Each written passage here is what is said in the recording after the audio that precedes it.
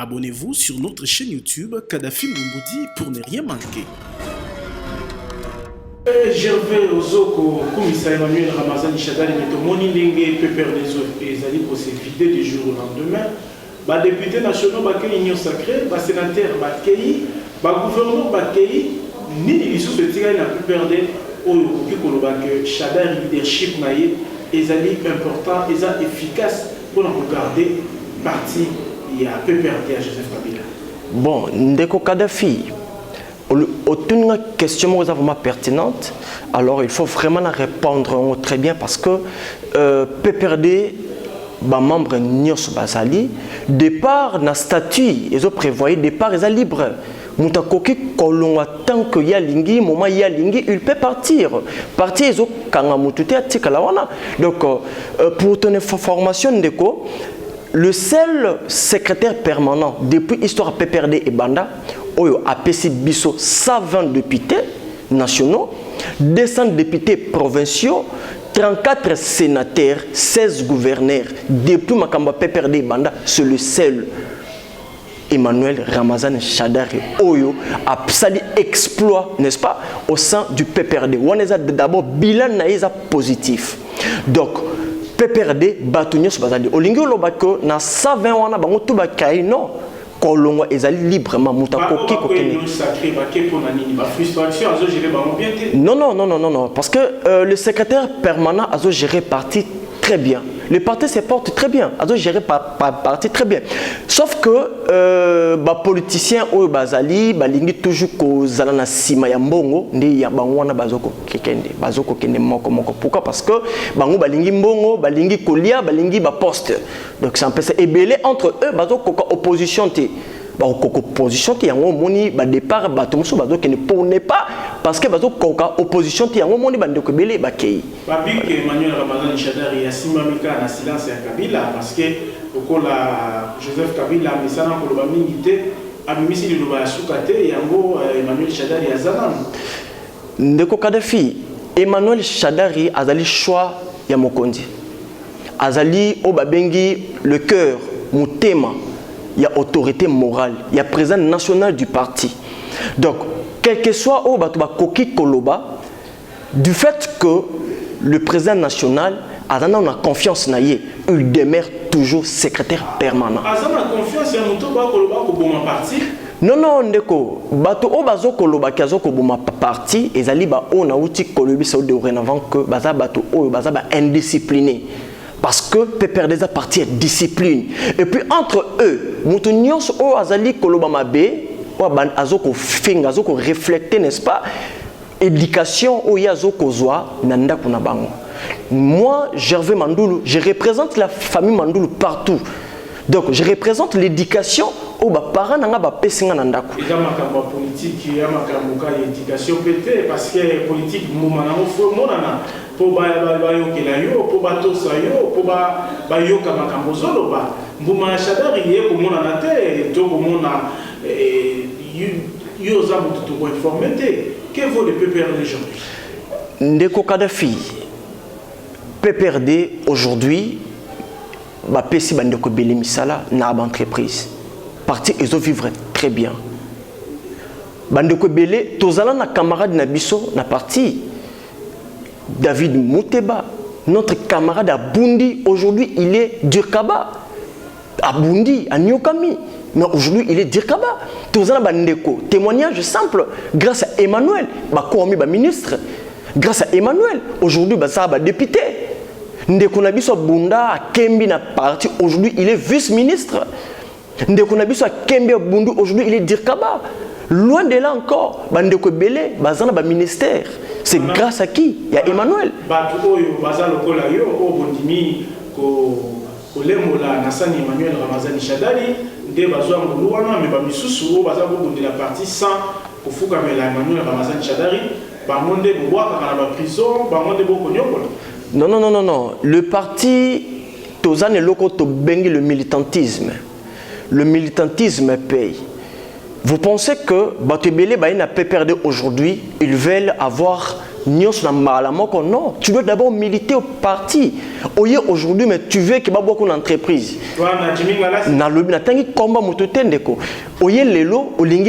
Ministre, non, parce que PPRD est un abattu depuis longtemps. Ndeko Kadhafi et ça linga y passe dernièrement.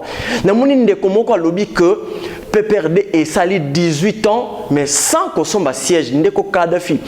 Emmanuel Chadar a eu PPRD dans moment il a fait mandat na biso. OK, il a fallu d'abord bango base na conscience rétrospective, n'est-ce pas? Ba benga ba oyo ba gérer parti avant, pourquoi bango ba somba siège été? Pourquoi? Parce que avant, Mbongo Banaki Kokota au sein du parti. Ok? Alors aujourd'hui, Emmanuel Chadar a eu PPRD na fin mandat. Il y a autorité morale. On a souka. Alors, Bango Bazo reproché na nini. Mouto Azui et Loko na souka. Vous voulez que Assomba siège aujourd'hui? Non. Ba reprocher d'abord Bato Oba Gera parti avant. Ndeko Kadhafi. Bisoto Banda. Makamba campagne ressemble à siège avant que Bango Baloba yango to banda kaka yango avant nande kona biso Moulaba to banda yango avant oyo Bango baye aujourd'hui parce que bazo ye bananu te loko bazo réclamer bazo ye baté suspension Pekili qui président de Ligue des jeunes avant Nigabo suspension je suis en mot tu peux balobi que yaza na qualité il faut président national de suspendre.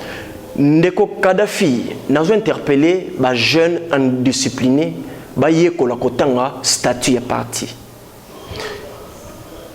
Secrétaire permanent a l'ongolité mais à suspendre président il y a Ligue de jeunes sortants pour une indiscipline.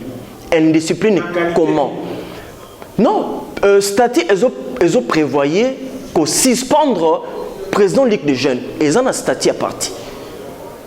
Alors, Moutou a habilité, n'est-ce pas? Il y a le secrétaire permanent et Zakaka, président national. Et ça n'a qu'à statut parti. Statut parti, prévoyait que les autres que Bandeko, les jeunes, se révolter, se départ, il y a SP. Non. Le seul Moutou a coquille, Kobengana, secrétaire permanent, Toko Longola, et seulement président national. Ndeko Kadhafi. Nous avons informé le Oyo. Président, il y a Ligue de jeunes sortant, Balongo liété mais a suspendu pour une indiscipline. Parce que Azo faire partie de la Ligue de jeunes. Ok? Alors, non, le secrétaire permanent a suspendu pour une indiscipline. Pourquoi? Parce que le secrétaire permanent a convoqué réunion, il était un peu intoxiqué, n'est-ce pas? Bandeko na yo, to comité na yo, bayati. Bandima appelle le secrétaire permanent. Sur ce, le secrétaire permanent a suspendre momentanément. Et vous connaissez PPRD comme l'IOTO, parti où ils allaient qui n'a pas 18 ans, et comme il n'a Ndeko Kadhafi, parti n'a expliqué avant que parti se portait bien. Parti est très bien. Tozo kendenango tinasuka. Tozo expliqué kaka ba indiscipliné, bazon en droiture. Bazon toujours na droiture pour na mokondi azakaka moko ezali Joseph Kabila Kabange. Et secrétaire permanent et PPRD ezakaka moko qui est Emmanuel Ramazan Chadari. Voilà. Merci Ndeko Kadhafi. Abonnez-vous sur notre chaîne YouTube Kadhafi Moumoudi pour ne rien manquer. Voilà plus de 4 décennies que le pavillon frappé aux couleurs nationales n'a plus été arboré à la poupe d'une drague sur le fleuve Congo. 41 ans après, la Congolaise de Voies Maritimes voit ses activités relancées grâce à l'acquisition d'une drague moderne. Tourne ainsi la page sombre et des vieux mauvais souvenirs que cette entreprise publique a connus pour le balisage et l'entretien du bief maritime du fleuve Congo.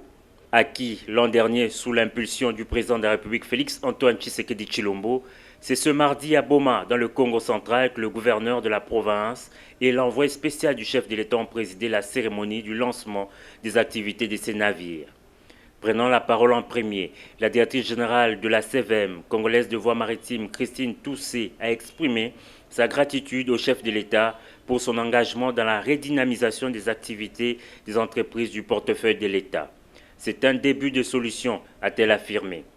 Honoré également par cette acquisition, le gouverneur du Congo central, tout en remerciant le chef de l'État, a précisé qu'il s'agit ici d'une fierté nationale. Il faut que ce bief maritime soit entretenu. Il faut que les navires qui quittent l'océan puissent atteindre Boma Matadi. Voilà le rôle ô combien important que joue la CVM dans l'économie de notre pays. Il va falloir que tous les Congolais et toutes les Congolaises connaissent le rôle, l'importance de cette compagnie qu'on appelle CVM. Ce n'est pas seulement pour le Congo central, mais c'est pour toute la République. Je dis bien pour toute la République. Pour l'envoyé spécial du président de la République, c'est un grand jour pour la nation. Massamba Kinwani a par la même occasion eu la primeur de dévoiler le nom de cette drague. Jour après jour, les rêves des Congolais et des Congolaises deviennent réalité grâce à la vision du chef de l'État qui se démontre dans des différents domaines politiques et socio-économiques de la vie de notre population. Quoi de plus normal que cette drague ait été baptisée du nom de Félix Antoine Tshisekedi Tshilombo. C'est donc au nom du président de la République, chef de l'État, son Excellence Félix Antoine Tshisekedi Tshilombo, en ma qualité d'envoyé spécial, que je lance en ces jours les activités de la drague. Baptisé du nom de Félix Antoine Tshisekedi Tshilombo, ce navire a eu les bénédictions des autorités traditionnelles. D'une capacité de 4000 mètres cubes, cet engin permettra d'augmenter considérablement les activités de la Congolaise de voies maritimes, notamment dans le balisage et l'entretien du bief maritime du fleuve Congo. Voilà qui explique l'euphorie des agents de la CVM et des Beaumatraciennes et Beaumatraciens venus nombreux assister à cet événement.